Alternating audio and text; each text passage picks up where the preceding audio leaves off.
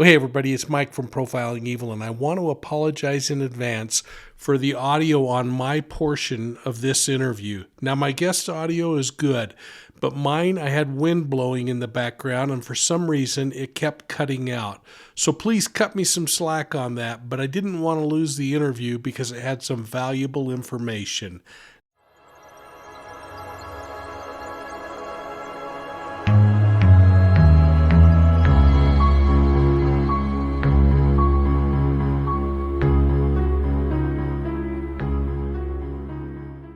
Hey, everybody, it's Mike from Profiling Evil, and I wanted to bring in a friend today to talk a little bit about some of the things swirling around the Delphi murder case, in particular, that unspent round that was recovered between the two bodies of Libby German and Abigail.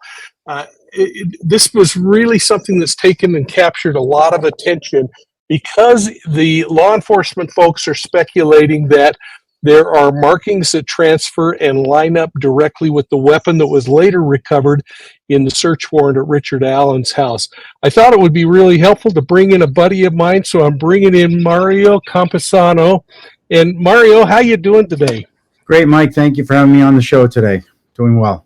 Well, thank you. You know, we last time I think we were together, we were doing some court TV stuff actually on Delphi, and I thought it would be interesting to just explore this issue surrounding this bullet, this unspent bullet that was recovered between the victims' bodies, right. The importance of it being discovered at the crime scene where the bodies were disposed of, but later being tied forensically to the weapon that was recovered in Richard Allen's home.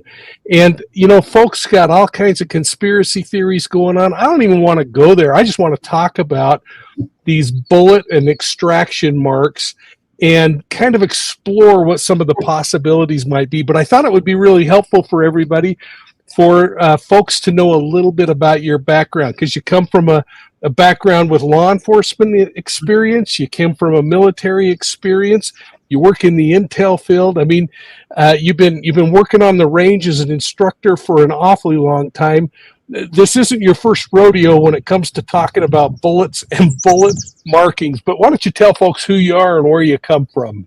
Sure thing. My history basically is I have a military career for 7 years in the United States Coast Guard.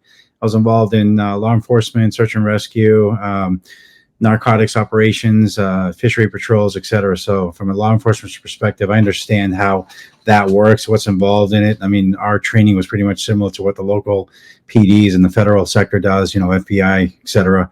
And then my career kind of shifted a little bit to cybersecurity when I got out of the military. So I've been doing that for about 25, 26 years now. And cybersecurity, some of the domains and everything blend into the law enforcement aspect of it, you know, from physical security to logical security, et cetera. So, and in the interim too, since I have a love and passion for firearms for probably a good 10 to 15 years now, I've been heavily involved in the firearm community from a training perspective and also from owning an FFL myself and having a small business with firearms and ammunition. You know, I really appreciate your background because I think sometimes people don't understand just even the simple mechanics of a semi-automatic handgun and the process that happens when a bullet is cycled through that weapon. And that might help lay some groundwork. So I thought it might be interesting to start off with that very introduction of a brand new bullet. Let's say it's coming out of the box, fresh from the manufacturer, and someone decides I'm going to put it in a magazine, and I'm going to take that magazine, I'm going to put it in the weapon, and I'm going to cycle it through. And if you could, as you're talking, kind of separate the difference between a bullet that gets fired and ejected versus a bullet that gets cycled manually through. Sure. So the bullet, or what we call the cartridge today, right? Because the bullet, the actual projectile that's in the front that gets launched out of the casing. The components of a cartridge are the bullet, the primer, the casing, and the powder. Those are the four elements that create what everybody knows as a bullet, but it's truly called a cartridge. When a cartridge is loaded in a magazine, obviously, the magazine's inserted into the firearm. As the magazine goes in, it triggers a little lever that tells the firearm, hey, you have an actual magazine here. and we can cycle the slide back, bring the uh, one of the cartridges chambered into the barrel or into the slide right before the barrel, and it's ready to go as long as the firing pin's set back and the safety's off once you pull the trigger. Now, in doing so, the if it's a pin strike, which is similar to like a Glock per se, then the pin will hit the primer, which is the small little centerpiece in the back that holds. It's kind of like a match, right? Imagine if you strike a match, it sparks. That's what the primer is. It's almost like a match, and it strikes, it sparks, and lights the powder. And in that split second, the powder ignites, and then all the energy inside the casing pushes that projectile out down the barrel. Um, and of course, the force of this causes the slide to go back and then grab another cartridge and chamber it again, ready to go. That's semi-automatic, right? It's pull trigger, bang, reload. In full automatic, obviously, you pull trigger, right? The mechanism makes the slide go back and forth and continue until the magazine's emptied out, or if you're doing 3-shot bursts. But in retrospect, couple of things. When you fire and you get a fully functional cartridge, the extractor pulls the empty casing out with a little bit of force behind it. So there could be markings on the case, etc. The primer is going to have a mark from where the firing pin hit it, right? It's going to be a little dimple. And then it's extracted, falls on the ground floor, whatever. If it's a situation where you have a dud or you have a round that doesn't function properly because maybe the primer is not good, or who knows, manufacturing could have been, I mean, it happens, they make millions and millions of cartridges a day. And you take and you extract that manually by pulling the slide back, right, and letting the whole cartridge eject. In a situation like that, you're going to get markings still, but I'm not sure they're going to be as identifiable as if you had a full, round fire through. The other thing you have to think about too is, and with something I teach all the time, if you have a misfire, you always have to wait about 30 seconds before you think about pulling that slide open, because what could happen is you could have a round that, or a primer that gets struck, and it's to the point where it may still spark. 30 seconds is a good amount of time to wait before it does. I've seen situations where after 3 or 4 seconds, people pull the slide back, and just the fact that it got struck or hit or bumped a second time, it fired. It happened to me. I was shooting with a friend of mine. We were doing 22 rifles, and he was shooting some no name brand ammo.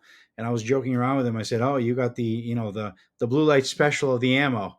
And every third shot was a misfire, and he was waiting. Well, he got a little impatient on one of the shots, and he went and pulled the slide back a little quick on the rifle, actually the bolt back a little quick on the rifle. And as the 22 flipped up, it fired, and it actually nicked his hat. So that being said, difference between a full on fire, functional round versus an unfunctional one. And I think something you said there really is important. That the back part of the weapon, where that firing cap is, that what is that called on the base of the weapon? Where The case, but the center part where the actual igniter is a primer. no, no, I'm sorry, on the weapon itself. When that bullet goes in and everything engages, that slide goes forward, and the weapon is resting against the bullet itself or the cartridge.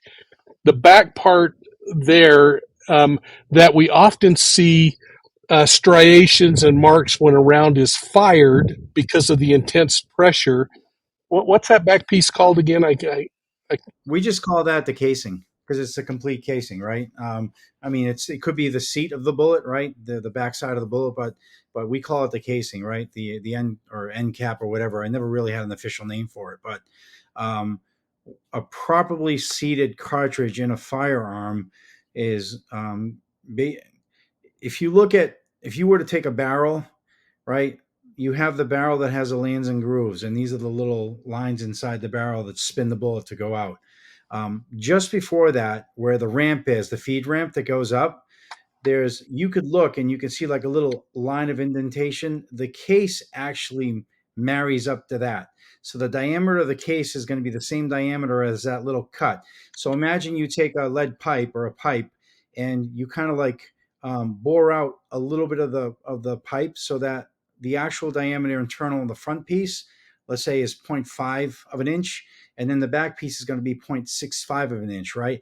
Because that's what's catching the case. Otherwise, that whole cartridge would go down the barrel eventually, right? So you have kind of a stop mechanism on that case. And then the bullet, or the bullet itself, the projectile itself, rests inside the barrel, waiting to be expelled out. So I thought this might be helpful for everyone to show this action that occurs using one of my shotguns, because it's so much bigger and easier for people to see. So as we're Right. looking at this weapon, and that Yep. slide is brought back, Right. that bullet and cartridge is actually resting against this Yeah. right So that's going here to be the bolt. once it shuts. Yep. We call that Okay, the so bolt. that's what I was. That's the part I was. That was the word I was Okay. forgetting. I was forgetting the word bolt. So Oh. as that cartridge is sitting on the back of that bolt, what is the likelihood of just that action alone, right here, creating marks that are specific to this weapon, like a fingerprint, Right. because of whatever imperfections are on that bolt or happen to be on this cartridge? Right. What is the possibility that round being just cycled through the weapon And forward. in and pulled out without being fired would have those striations or marks on the bottom part of the cartridge? I would have to say that there is a likelihood, right? Obviously, if you're slamming a bolt forward against the backside of a cartridge, right? Um, it's brass for one thing, right? Like your shotgun shell there, the end, the bottom part, the middle piece is brass. Most of your ammunition is brass, with the exception there is steel case out there as well. Now, imagine taking a hammer, going up to a metal drum, and just tapping it, and then tapping it again, and then tapping it again. Eventually you're going to have different markings and stuff like that, because wear and tear against that and everything like that. The bolt slamming forward,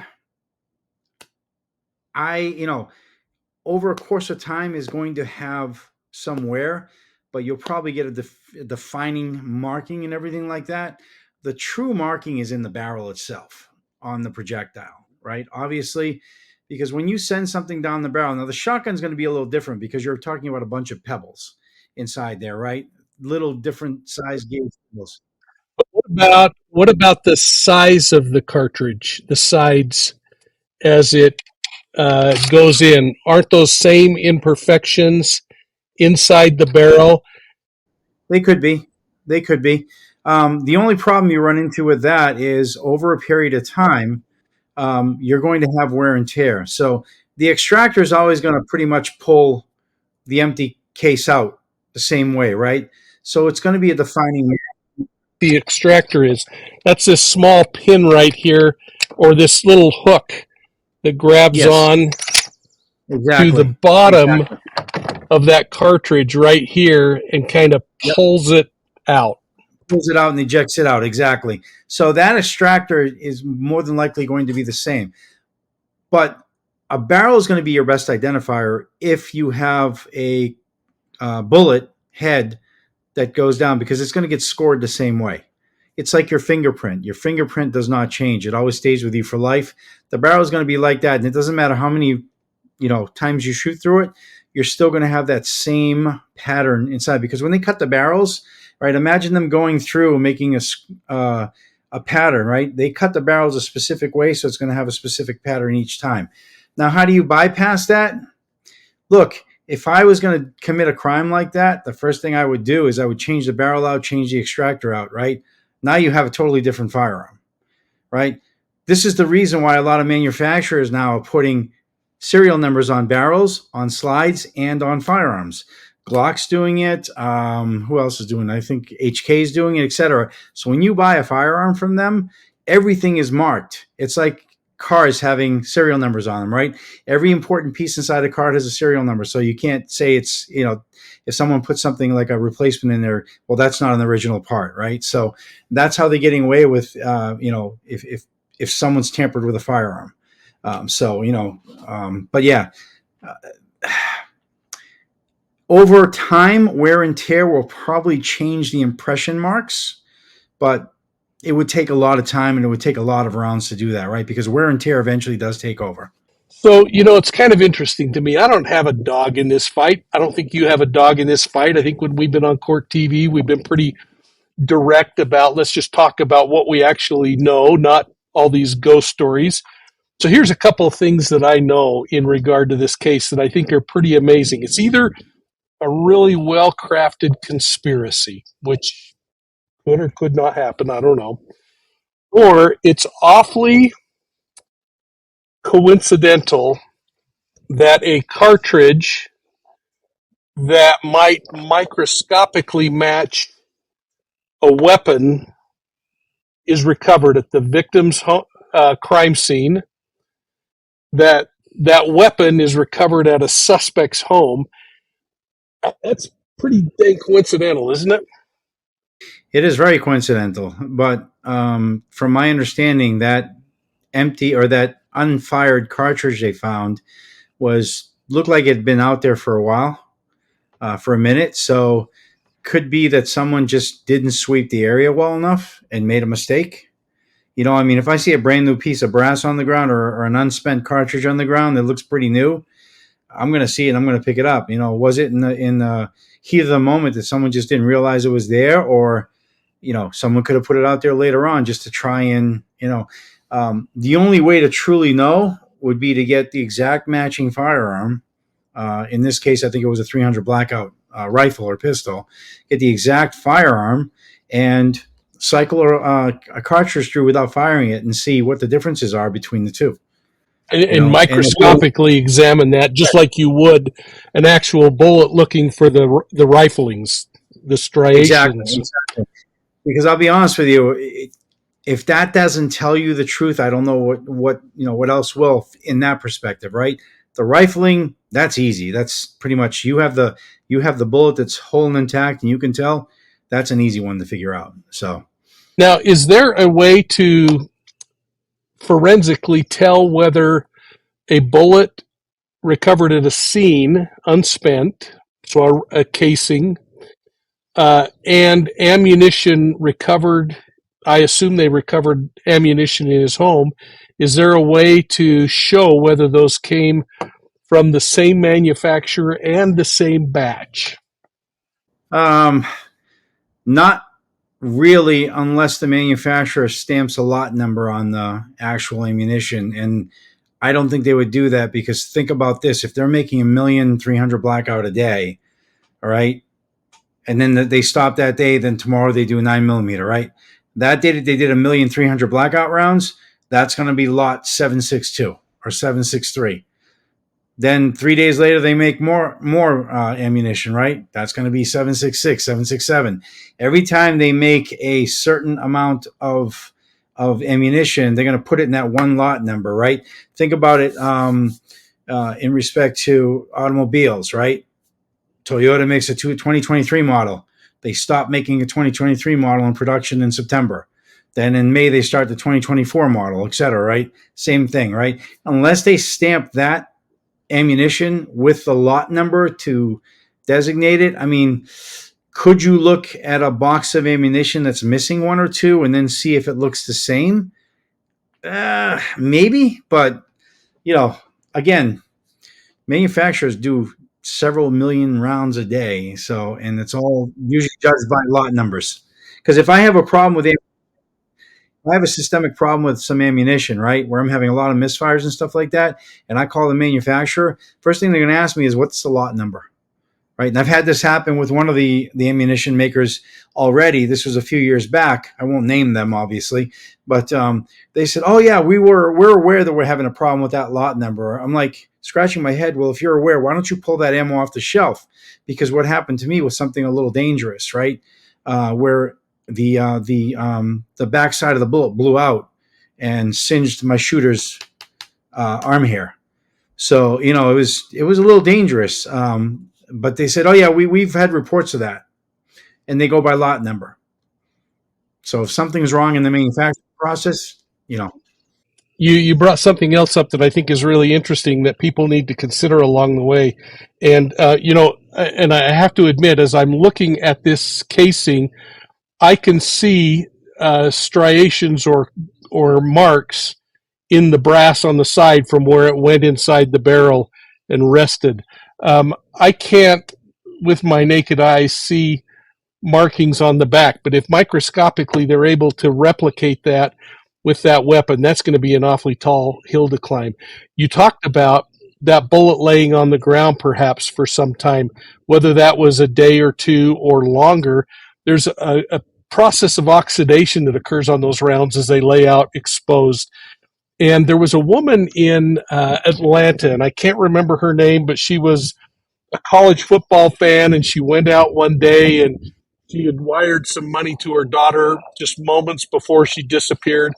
And people, when her body was recovered, a news team went out later and they found a bullet on the ground, and they said, "Here's proof that someone tried to kill her." And you could tell clearly it was an oxidized bullet that had probably been there through the winter. Not only that, it was covered with pine needles that were dry from the previous year. So there was like this thing we call evidence as cops that says, "Hey, this doesn't quite fit." But you made a really important point. And what is the science behind determining how long a bullet has been out in the elements? Or would it be like the body farm and every case is different based on humidity and everything else? it's going to be based on humidity and everything else. The area it's in and everything like that. I mean, there's tests that are done on brass and steel and everything to see how long it actually does start degrading or oxidizing or getting that green color to it, etc. Everybody says that ammo technically has an expiration date on it.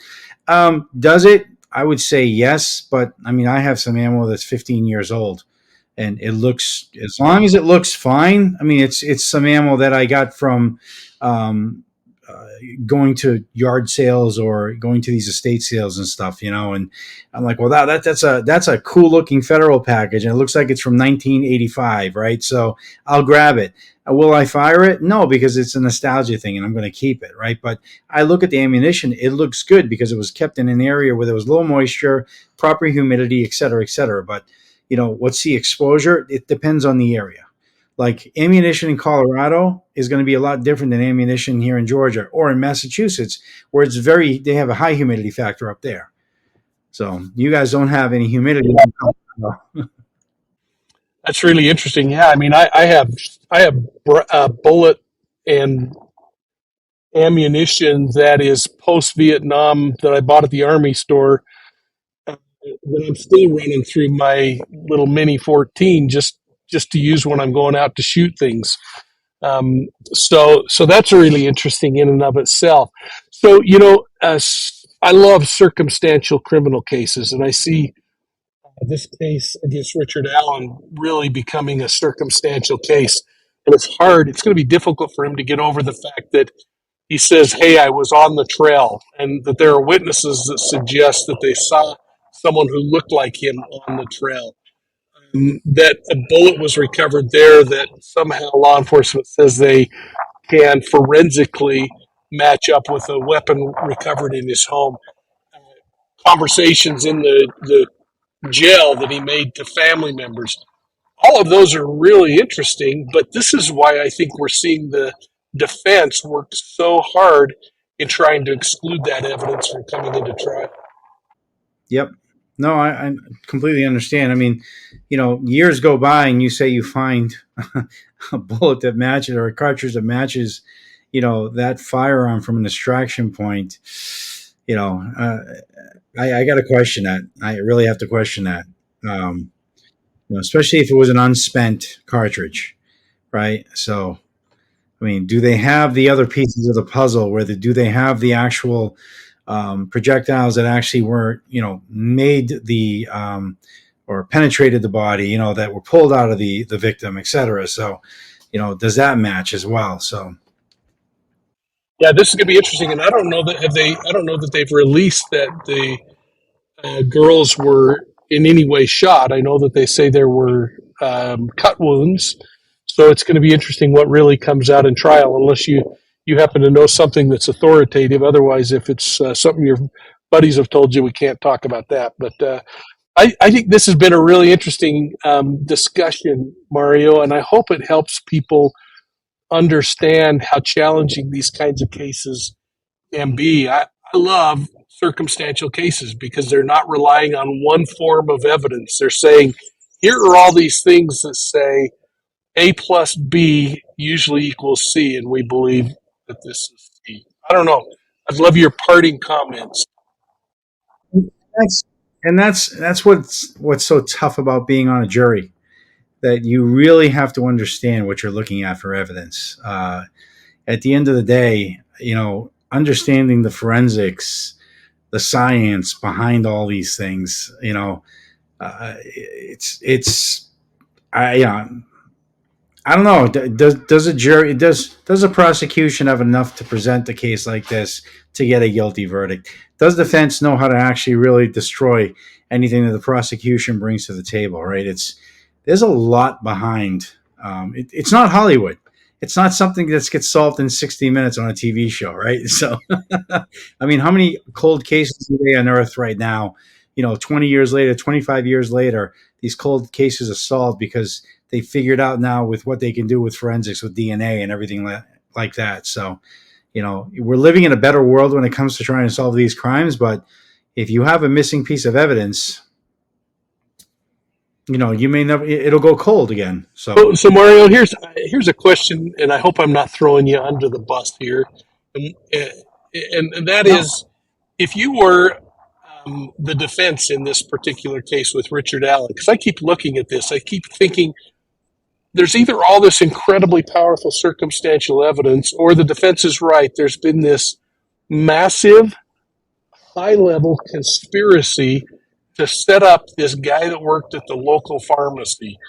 And I have a hard time wrapping my mind Mhm. around it. How, in your mind, how would you justify this as a conspiracy of someone trying to set him up?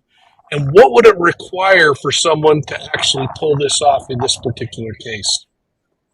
That's a tough one to answer, to be honest with you. You know, I'd have to look at every little piece of evidence that the prosecution is presenting to me to make that determination, to see how we can disqualify, what they're bringing to the table. So, to be honest with you, being in the industry of firearms, understanding how our firearms function, work, and everything like that, you know, I'd really, it's a tough one. It's a tough one. I'd have to find where to prove that conspiracy theory exists, right? Um, did someone actually go out, spend 3 to 6 months studying on how to try and get a guilty verdict on this, right? Planting the evidence or whatever the case may be. That's what I'd be looking at, to see where this information is coming from and how it's been brought up to light. I think back on my career, and the hardest cases I ever solved were cases where only one person, the predator, was left to talk about it.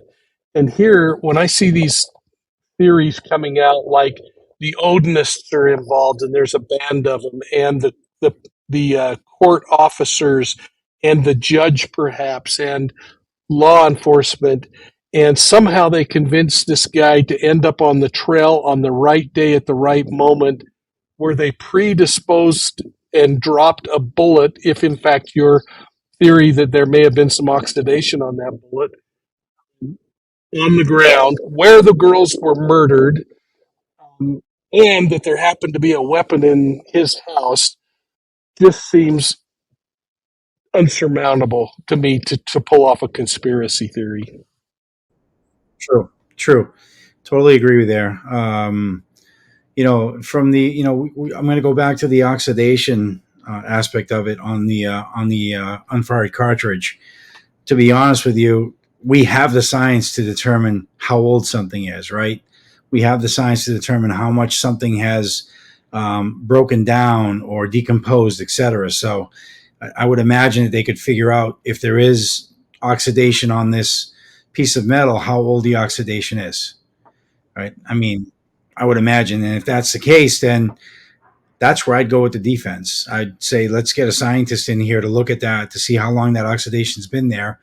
Because if it's only 3 months, then that's well past when this happened, right? So, it doesn't take long in the right environment. It doesn't take long for a piece of brass to oxidize. Yeah, that's going to be really a key point. I think this bullet and this cartridge, whichever term you want to use, and folks, the unspent or spent is the way my brain works. But I think this is going to be pivotal in that portion of the criminal case.